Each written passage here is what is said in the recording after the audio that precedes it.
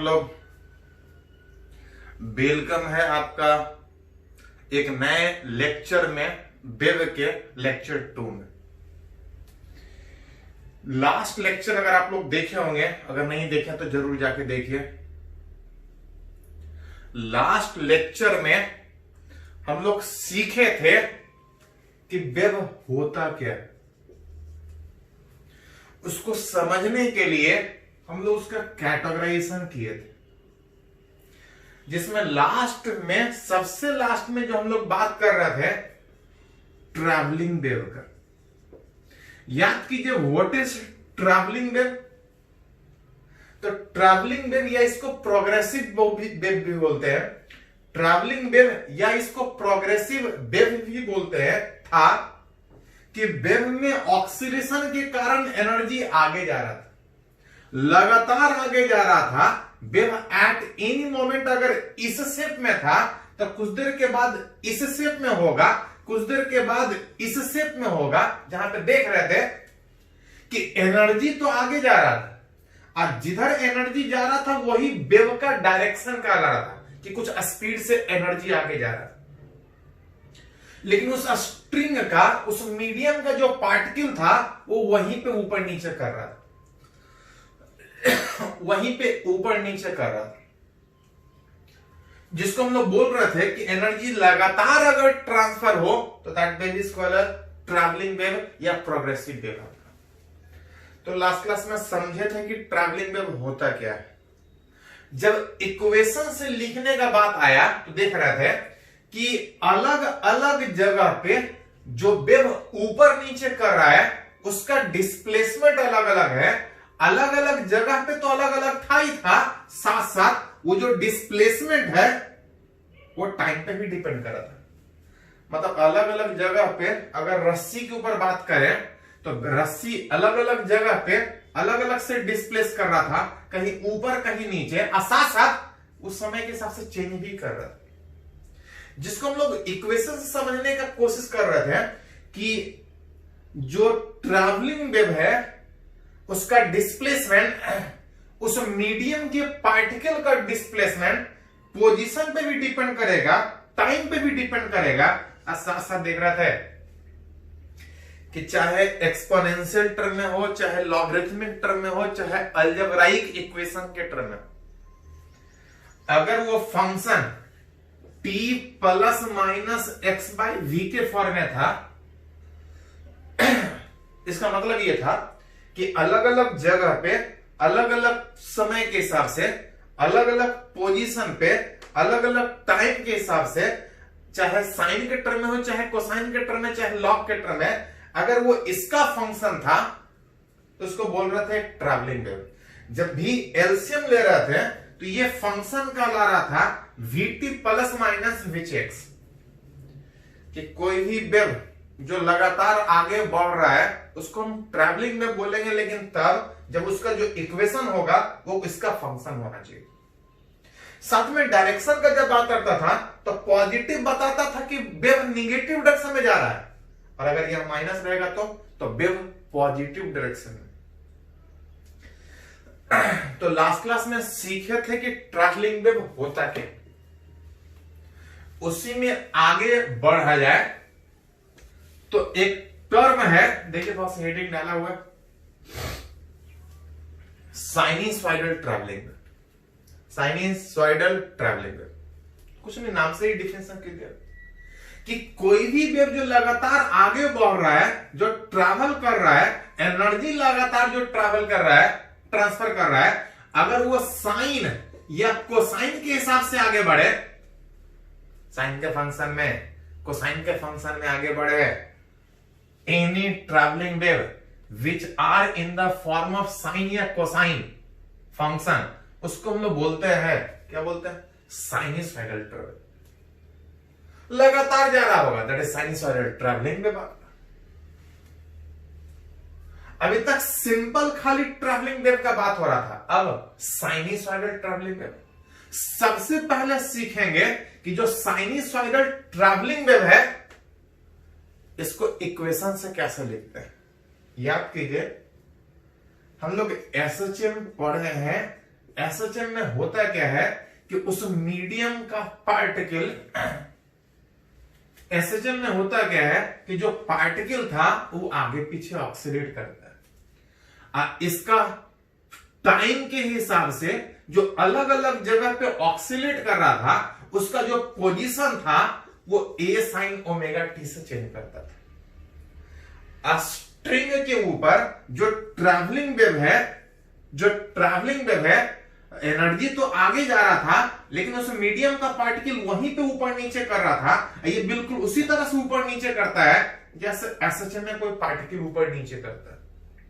और अगर वो साइनसॉइडल के टर्म में है तो उसको जरूरत पड़ने पे साइन या कोसाइन के टर्म में लिख सकते, which as in SHM displacement, कोई पार्टिकल जो ऑक्सीलेट कर रहा था अगर वाई डायरेक्शन में ऑक्सीलेट करेगा तो उसके डिस्प्लेसमेंट को क्या लिखते थे, तो y बराबर x में अगर करता तो x बराबर y में ऊपर नीचे कर रहा है y बराबर a साइन ओमेगा टी, जहां पे a याद है तो इस a को हम लोग बोलते थे एम्पलीट्यूड ऑफ एसएचएम।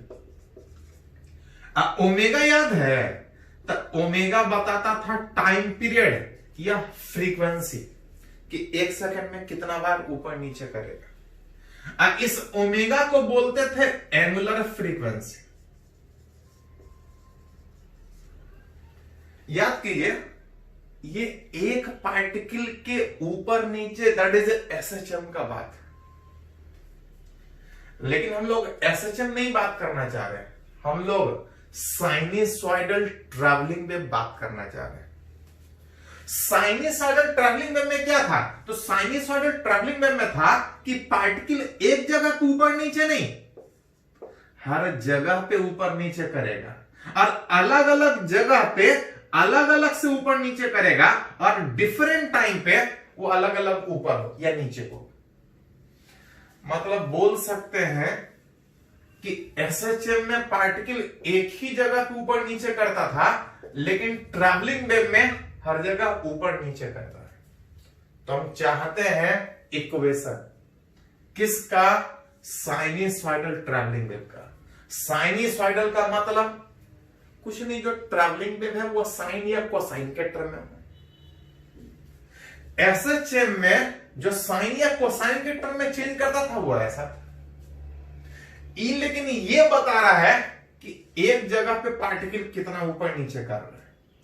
ये एक जगह पे बता रहा है कि समय के हिसाब से कितना ऊपर नीचे कर रहा है, लेकिन हमको एक जगह नहीं हर जगह को हमको रिप्रेजेंट करना है। ट्रैवलिंग वेव में पोजीशन अलग अलग होगा, पार्टिकल अलग अलग से ऊपर नीचे करेगा, टाइम अलग अलग होगा, पार्टिकल अलग अलग से ऊपर नीचे करेगा। हमको सिर्फ टाइम का फंक्शन नहीं, किसी एक जगह पार्टिकल के ऊपर नीचे का बात नहीं, हमको सारे जगह के ऊपर नीचे समय के हिसाब से, टाइम के हिसाब से कैसा होगा। बीच जो ट्रैवलिंग वेव था अगर उसका इक्वेशन का बात करें तो जो y होगा कि पार्टिकल कितना ऊपर नीचे कर रहा है वो x का भी फंक्शन होगा और टाइम का भी फंक्शन होगा। एसएचएम में सिर्फ टाइम का फंक्शन था, लेकिन इसमें टाइम का भी फंक्शन होगा और पोजीशन का भी फंक्शन होगा। वैसे किसमें करते क्या है कि याद कीजिए कि एज जो ट्रैवलिंग वेव था वो किसका फंक्शन था, एसएचएम में t का फंक्शन था, लेकिन ट्रैवलिंग वेव में x और t दोनों का फंक्शन वो भी कुछ इस फॉर्म में। अब वैसे में अगर आप रिलेट करना चाह रहे हैं कि अगर इक्वेशन ऑफ एसएचएम पता है, अगर आपको ट्रैवलिंग वेव अगर निकालना है तो बाय रिप्लेसिंग t को हटा के t माइनस प्लस अगर x बाय v अगर रिप्लेस कर दे तो अभी तक ये जो इक्वेशन एसएचएम का था जो बता रहा था कि एक जगह पे पार्टिकल कितना ऊपर नीचे करेगा, लेकिन आप चाहते हैं कि हर जगह पार्टिकल कितना ऊपर नीचे करे, आप चाहते हैं कि हर जगह पार्टिकल कितना ऊपर नीचे करे, समय के हिसाब से भी चाहते हैं, तो कुछ नहीं, जो अभी तक सिर्फ t का फंक्शन था उस t को हटा के t plus minus x by v replace करके उस साइनसॉइडल ट्रैवलिंग वेव का इक्वेशन लिख सकते हैं जो बताएगा कि अलग अलग समय पे अलग अलग जगह पे रस्सी मीडियम कितना ऊपर नीचे करता है। मतलब उस एसएचएम की इक्वेशन में जो सिर्फ टी का फंक्शन था, टी को हटा के प्लस का माइनस का, तो पॉजिटिव डायरेक्शन में माइनस था और नेगेटिव डायरेक्शन में प्लस था। अगर कोई वेव पॉजिटिव डायरेक्शन में जा रहा है तो टी को हटा के t minus x by v के टर्म में लिखेगा तो दैट विल रिप्रेजेंट की एक तरह का ट्रैवलिंग वेव है।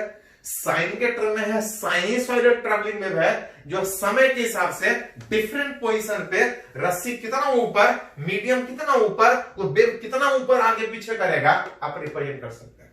मतलब बोल सकते हैं इट इज अ इक्वेशन किसका, साइनसॉइडल ट्रैवलिंग वेव का।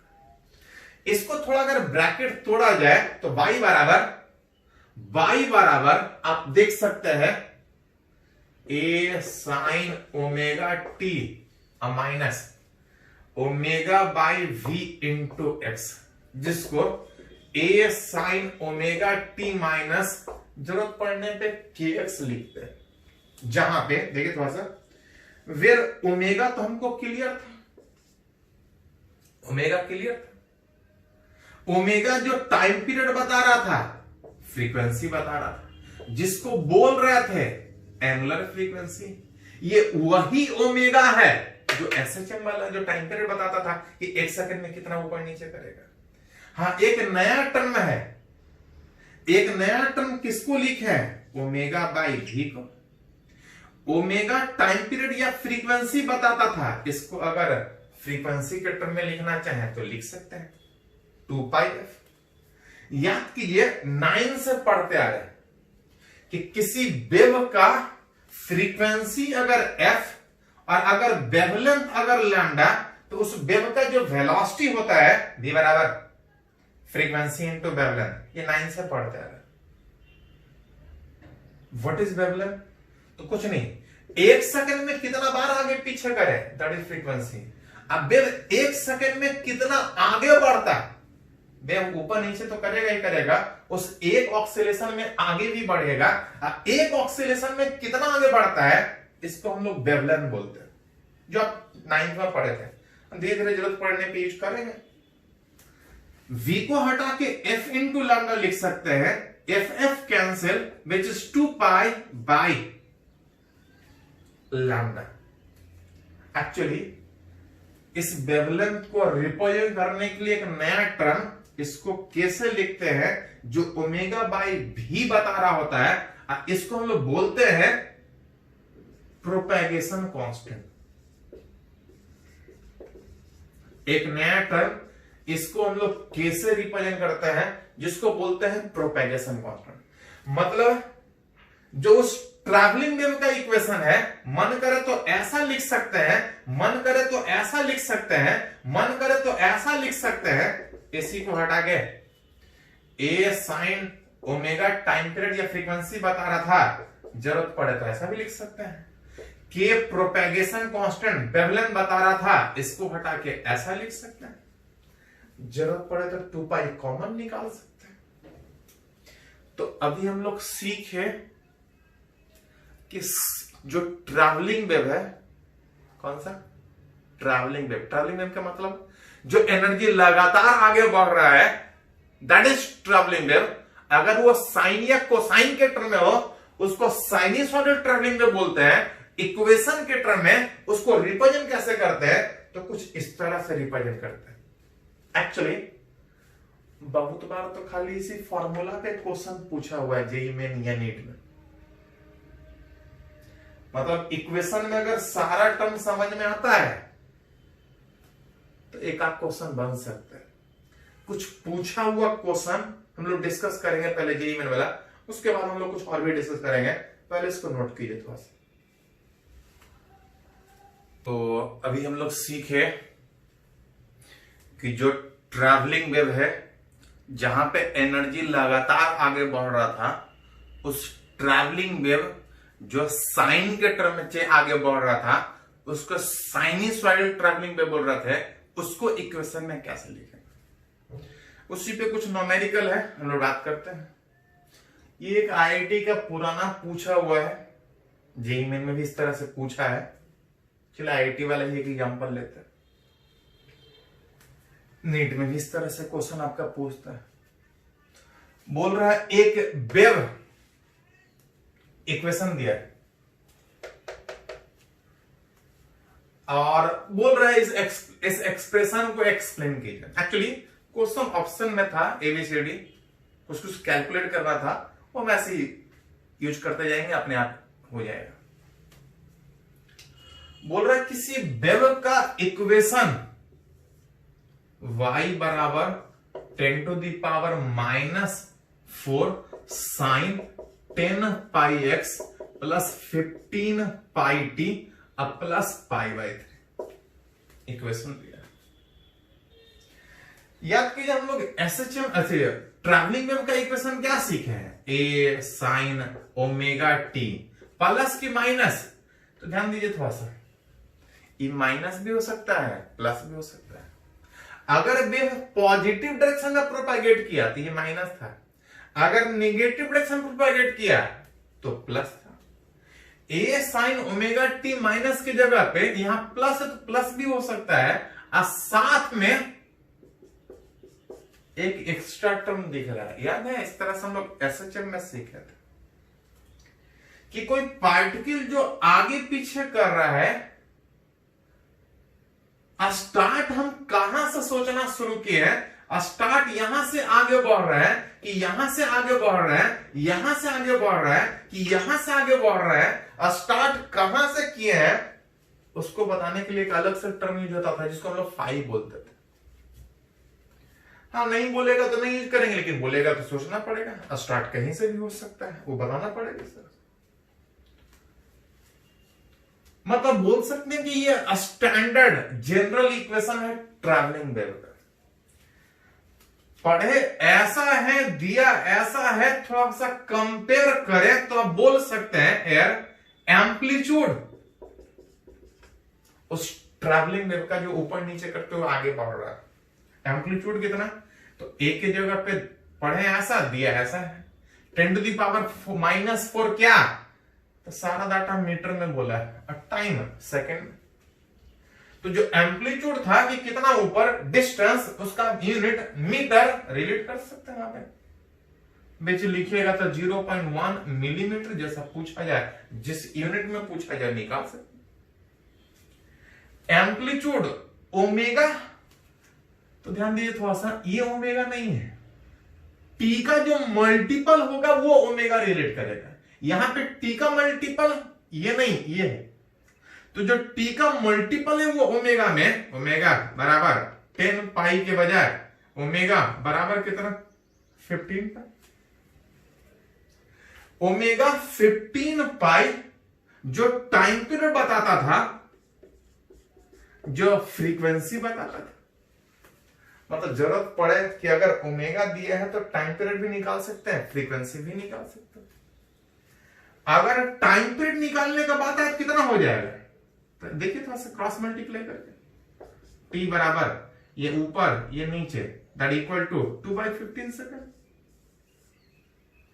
अगर फ्रीक्वेंसी बोला जाए तो 2 पाई नीचे 15/2 frequency,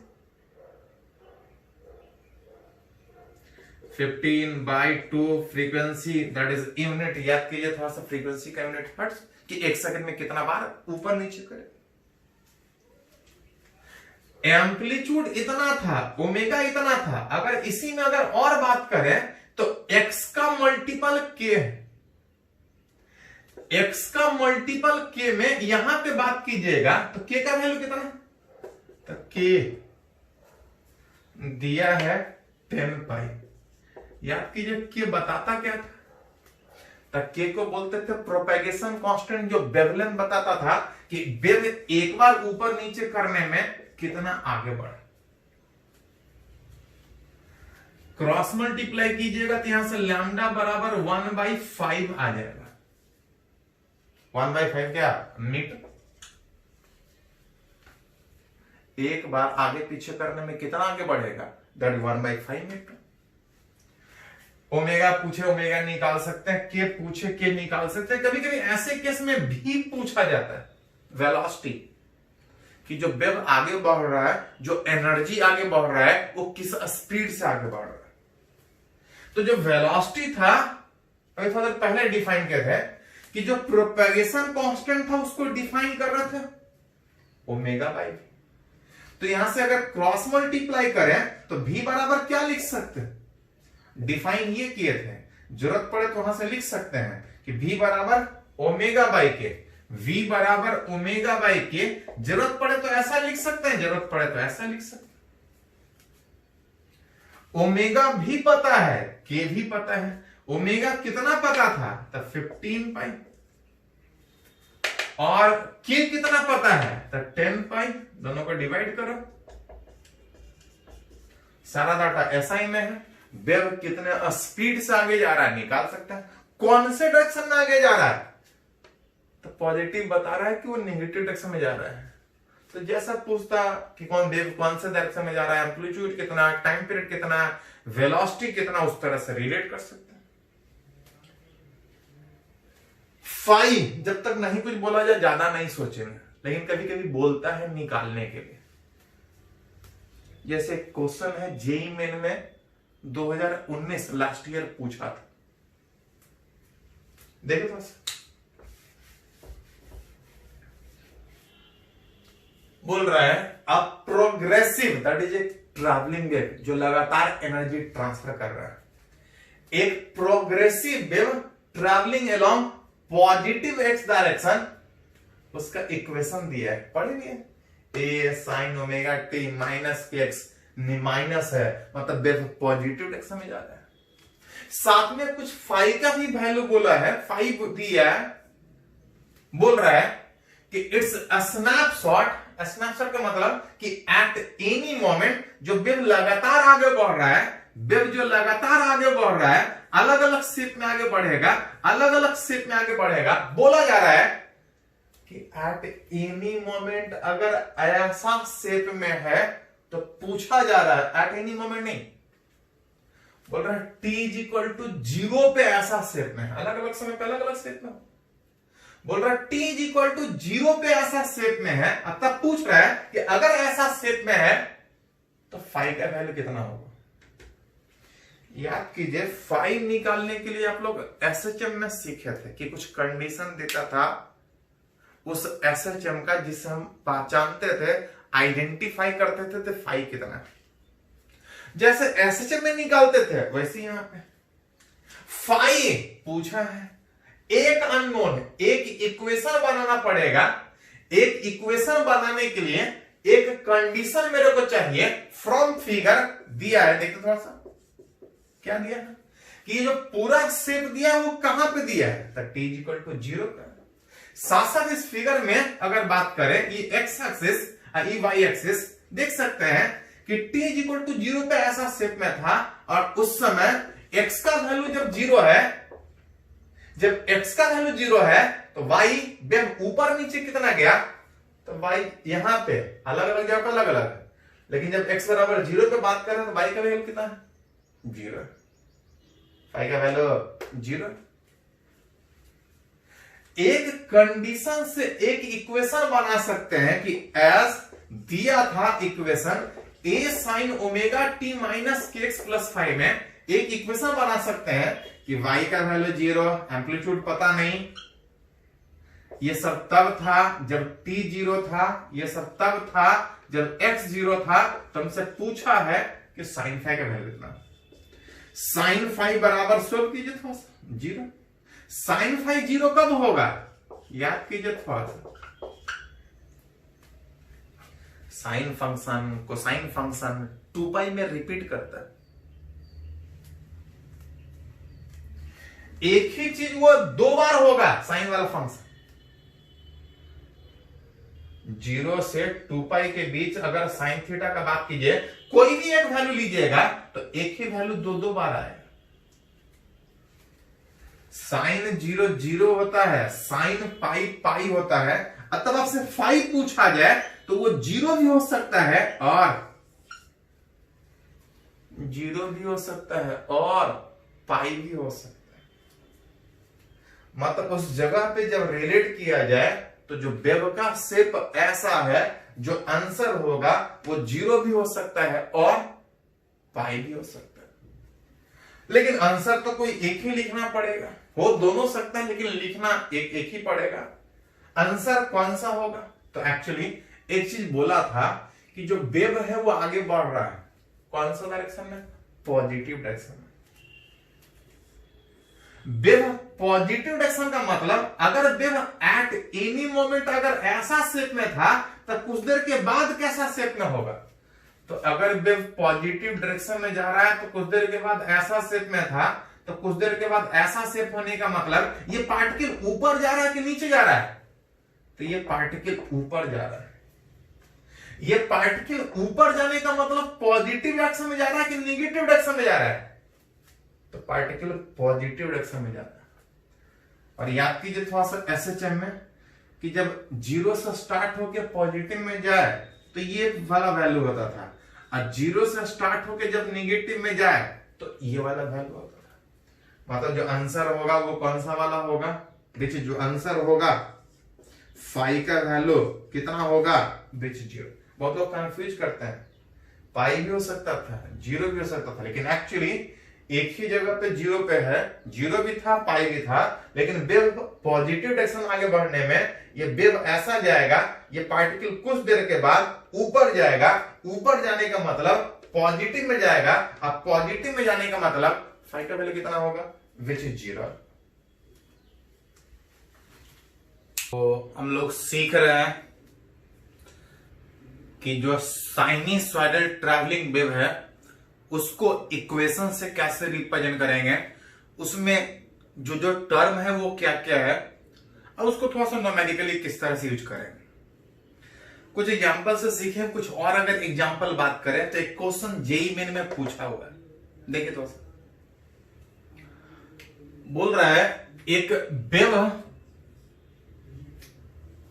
travelling along x axis दिया हुआ है कि कोई वेव का इक्वेशन है विच y बराबर 0.05 cos alpha x minus BT, और ये x एक्सिस के लॉन्ग आगे बढ़ रहा है और डिफरेंट टाइम पे अलग अलग पोजीशन पे जो वेव का शेप होगा, उस मीडियम का जो डिस्प्लेसमेंट होगा वो इक्वेशन से किस तरह चेंज करेगा वो दिया है। अब इसमें कुछ अननोन दिख रहा है, ये अल्फा और ये बीटा, ये अल्फा और बीटा अननोन दिख रहा है। पूछा जा रहा है इस अल्फा और बीटा का वैल्यू कितना, जिसमें कुछ फैक्टर भी दिया है। याद कीजिए हम लोग पढ़े हैं कि जो ट्रैवलिंग वेव का इक्वेशन था वो क्या था?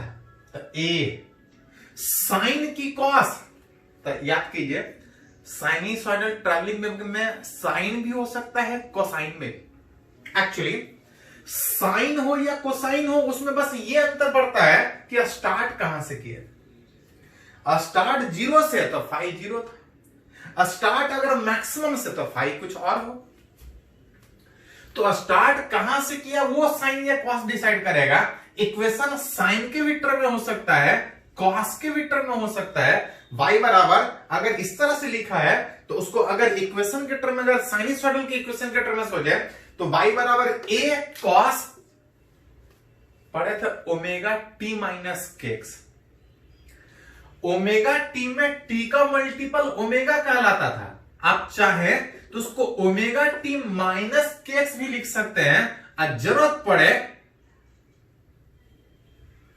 तो के एक्स माइनस ओमेगा टी भी लिख सकते हैं। प्लस माइनस बस शेप किस तरह से, पॉजिटिव से कि नेगेटिव से स्टार्ट हो। हाँ, x के मल्टीपल अल्फा और t के मल्टीपल जो बीटा दिख रहा है, x के मल्टीपल के कहलाएगा और t का मल्टीपल ओमेगा कहलाएगा। इक्वेशन साइन के भी टर्म में लिख सकते हैं, कॉस के भी टर्म में, x का मल्टीपल के और t का मल्टीपल ओमेगा। जिस फॉर्म में दिया अगर उसी फॉर्म में अगर अरेंज करके कंपेयर करें तो देख सकते हैं x का मल्टीपल के इज इक्वल टू कितना। यही अल्फा तो हमसे पूछा है, जहां पे याद कीजिए के था क्या, के को बोलते थे प्रोपेगेशन कांस्टेंट, जिसका वैल्यू कितना था, तो 2 पाई बाय लैम्डा। मतलब अगर वेवलेंथ दे देगा तो के निकल जाएगा, वेवलेंथ दिया है तो दिया, विच इज 2 पाई बटा लैम्डा, मतलब 0.08। एक्चुअली लैम्डा लेंथ होता है कि एक बार आगे पीछे करने में एक कंप्लीट ऑक्सीलेशन में वेव कितना आगे बढ़ा, इसको हम लोग वेवलेंथ बोलते हैं। 0.08 को अगर लिखना चाहें तो ये 8 इंटू 10⁻⁻² में ये 200 पाई डिवाइड बाय कितना, जहां से लिखिएगा तो 8 से डिवाइड कीजिएगा तो इसका वैल्यू आप निकाल सकते हैं। के निकल गया, बीटा के जगह पे यहां पे अगर कंपेयर करें तो ओमेगा के जगह पे बीटा है, और वही बीटा हमसे पूछा है क्वेश्चन में कि find the value of alpha. एक तो आंसर निकल गया, एक और आंसर पूछा है बीटा जो कि ओमेगा के बराबर था, मतलब ओमेगा निकाल ले तो बीटा लिख सकते हैं। इस ओमेगा का वैल्यू याद है, 2 पाई फ्रीक्वेंसी या 2 पाई बाय टाइम पीरियड लिख सकते हैं, डिपेंड क्वेश्चन में क्या दिया। इस क्वेश्चन में टाइम पीरियड दे दिया है तो बीटा निकाल सकते हैं, which is 2 pi by time period that is 2, that equal to कितना। तो जरूरत पड़े तो के निकाल सकते हैं, ओमेगा निकाल सकते हैं। इसी को अल्फा और बीटा के टर्म में क्वेश्चन पूछा, यही मैंने पूछा है। अगर वेव स्पीड पूछता तो वेव स्पीड भी बराबर फ्रीक्वेंसी इंटू लैम्डा, ये याद कीजिए थोड़ा सा, भी बराबर था ओमेगा बाई के। अगर ओमेगा पता है और के पता है, ओमेगा का वैल्यू पाई दिया है, इस के का वैल्यू 25 पाई, इस के का वैल्यू 25 पाई, पाई पाई कैंसिल आउट, वहां से निकाल सकते हैं कि जो वेव एक जगह से दूसरे जगह जा रहा है वो कितने स्पीड से आगे जा रहा है। तो न्यूमेरिकली यहाँ पे पूछता है एक आध बार, बहुत ज्यादा नहीं पूछता लेकिन पूछता है, और आसान से पूछता है, आसानी से आप रिलेट कर सकते हैं। चलिए इसी तरह से एक और एग्जांपल अगर बात करें, बोल रहा है shape of transverse that is perpendicular, रस्सी के ऊपर जो परपेंडिकुलर वेव है, बोल रहा है shape of transverse wave on a stretch string. कोई स्ट्रिंग टाइट है, उसके ऊपर वेव जनरेट कर रहे हैं, फ्रीक्वेंसी उस वेव का दिया है। फ्रीक्वेंसी का मतलब, तो फ्रीक्वेंसी का मतलब होता है कि कोई वेव 1 सेकंड में कितना बार ऑक्सीलेट कर रहा है। दिया है, गिवन फ्रीक्वेंसी दिया है, जरूरत पड़े तो टाइम पीरियड निकाल सकते हैं। फ्रीक्वेंसी का वैल्यू कितना दिया है, 250। पूछा जा रहा है वेलोसिटी उस वेव का, एज थोड़ा देर पहले भी निकाले थे। वेलोसिटी उस वेव का दो तरह से निकाल सकते हैं।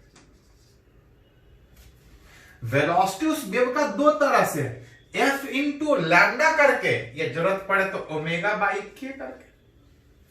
इस क्वेश्चन में फ्रीक्वेंसी सीधा सीधा दे दिया है, अगर हम सिर्फ वेवलेंथ निकाल ले तो मेरा वेलोसिटी निकल जाएगा। वेवलेंथ डायग्राम से वेव दिया है, और वेव अगर डायग्राम से दिया है तो आप देख सकते हैं कि मैक्सिमम जो वेव ऊपर नीचे करता है उसको हम लोग क्या बोलते हैं, एम्पलीट्यूड। एम्पलीट्यूड 5 क्या, तो ये डाटा सेंटीमीटर में दिया कि 5 सेंटीमीटर ऊपर नीचे कर रहा है। एक कंप्लीट ऑक्सीलेशन में वेव जितना आगे बढ़े उसको हम लोग क्या बोलते हैं, वेवलेंथ। मतलब इस फिगर से अगर देख के बोला जाए तो स्टार्ट यहां से 0.1, यहां पे 0.5, मतलब जो वेवलेंथ होगा वो 0.4 सेंटीमीटर। मतलब अगर फ्रीक्वेंसी दिया है और अगर वेवलेंथ निकाल ले तो वेवलेंथ निकाले है 0.4 सेंटीमीटर। 100 से डिवाइड कीजिएगा तो ये 2.4 गुना 0.4 दैट इज इक्वल टू कितना, सोल्व कर सकते हैं। मतलब जो वेव आगे जा रहा है वो कितना स्पीड से, 1 मीटर पर सेकंड। जरूरत पड़े तो v निकाल सकते हैं, लैम्डा पता है तो के प्रोपेगेशन कांस्टेंट निकाल सकते हैं। जरूरत पड़े तो फ्रीक्वेंसी टाइम पीरियड ओमेगा जैसा पूछा जाए उस तरह से निकाल सकते हैं। तो यहाँ पे क्वेश्चन ज्यादा हार्ड नहीं, आसान होता है, इक्वेशन थोड़ा सा समझ में आना चाहिए, आसानी से रिलेट कर सकते हैं। पहले इसको कंप्लीट कीजिए तो आगे बढ़ते हैं।